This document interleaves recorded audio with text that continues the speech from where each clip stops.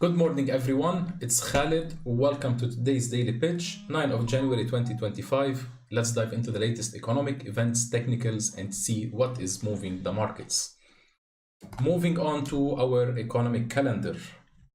Let's have a look what do we have today as pre-planned economic events. Just give me 1 second to make sure everything is okay, then we can directly proceed.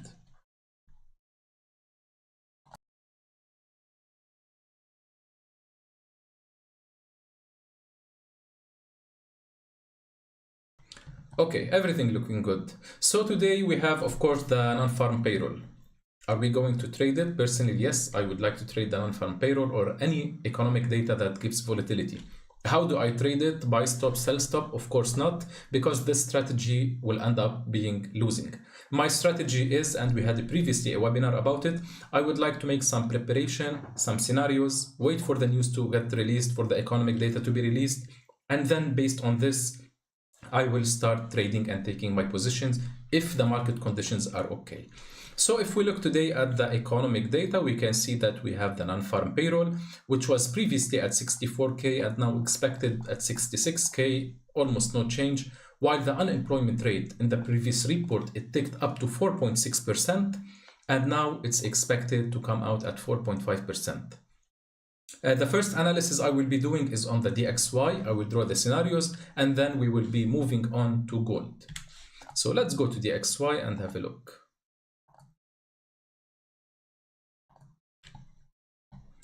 Looking at the XY and what are the scenarios that we could have for today, all these trade ideas are after the non-farm payroll. Personally, I will not take any trade right now because the markets either will be low volatility, slow, or it will be a little bit choppy, so I prefer, like everyone, to wait for the economic data to be released. Scenario number 1, what if the numbers are better than expected? Better than expected, we are saying that the non-farm payroll will come around above the 66K, and preferably I would like to see a 100K 3-digit. That would be really nice. And the unemployment rate ticks down to 4.5% or even better to the 4.4%. This will give a strength for the US dollar. So technically speaking, if this takes place, my first scenario I will be looking for is the following.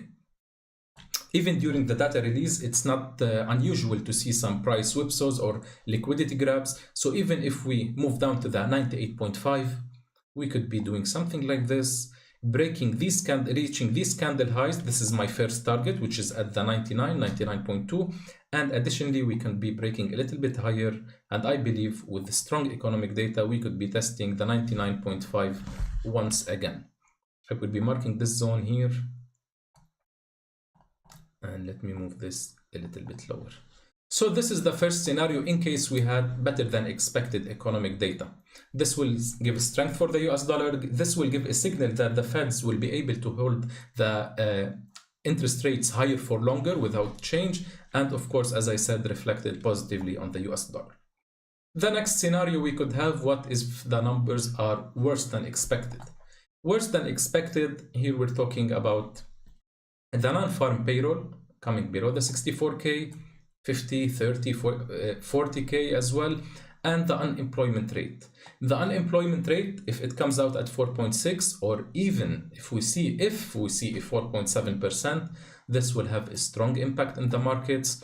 We will see a strong move from the US dollar. It will be breaking this low, and I believe our first target will be at the 97.5. I will be marking this with red because worse than expected. If these numbers as well, especially the unemployment rate, if we see a 4.7%, I believe 4.7, yes, I believe we could be even breaking lower. And my next target I will be looking at is the 96 level flat. These are the scenarios for worse than expected, a strong negative impact on the US dollar. And of course, it will be reflected positively on gold and positively on stocks. I got this question a lot, how a bad number for the US will be reflected positively on stocks. Well, we say something that bad data is good data. What does it mean? That in case we see unemployment rate at 4.6 or 4.7%, this will signal that the Feds will lower interest rates faster than possible, faster than the markets are expecting, and the lowering of interest rate will have a positive impact on US equities. That's why worse than expected data could give the US equities a boost up. The final scenario, or the least favorable scenario everyone will be looking for: what if the numbers are similar than expected, similar as expectations, or they are mixed, either on forecast or NFP better, unemployment rate worse, or the opposite? Well, here we will have a choppy price action or choppy market. So in this case, I believe we will see the following price movement with no clear direction. We will be closing the week just like this, consolidating, waiting for the next fundamental catalyst next week until we take a straight direction. So these are the three scenarios on DXY. Of course, we hope to see the green or the red one, so we will have one-sided volatility. Now let's move on to gold and see how our analysis yesterday played out and what are the expected scenarios. Well, unfortunately, we were here yesterday. I wanted price to retest the 4,400. We moved down to the 4,408. My alert was not triggered, and then the price started to move up. So this was unfortunate, but it is what it is.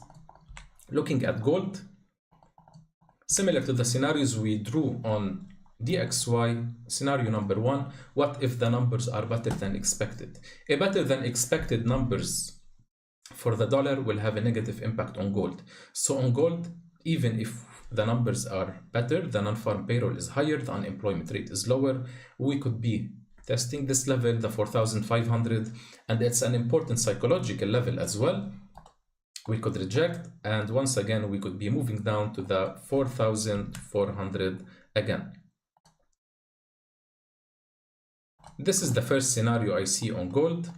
My next scenario: what if the numbers are worse than expected? A worse than expected number, as we mentioned previously, will have, which is here the red scenario, a negative impact on the US dollar and a positive impact on gold. A positive impact on gold is very important for gold to have an intraday candle close above the 4,500. And in this case, my next target will be the previous highs at the 4,550. I will be very careful, especially end of the week, and if we reach this level 4,550, I expect that we could see something like this, a profit-taking move in case we are able to break higher. Here it is the hard part. We are in price discovery mode, and you will never know where the next price reaction will be. So in this case, personally, I will draw the 4,600. And in case we have, as I said, a strong candle close here, we could be moving higher to the 4,600. The last scenario for today's analysis, and as we mentioned, the least preferable scenario, in case the numbers are similar to forecast or mixed. We will see a choppy price action. Let me move this one here. We will see a choppy price action, and I believe gold will be doing something like this with no clear direction. We will be just consolidating until next week, until we have additional fundamental catalyst to give us more market direction. So guys, I believe that's it for today. I wanted to make this short video, just analysis, preparation for the NFP. I know that everyone will be excited for NFP or for the upcoming CPI because it brings volatility to the market. But trading blindly or trading directly after the data release, you will end up taking a stop loss, or even if you took a winning trade, I believe it will be very hard to repeat this trade several times in the future. It will be purely by luck. Make your analysis, make your preparation. Don't get lost in the volume and volatility. Monitor the price action, and based on this and on your plan, take your trade. Thank you so much for joining, and we will see you next week. Take care.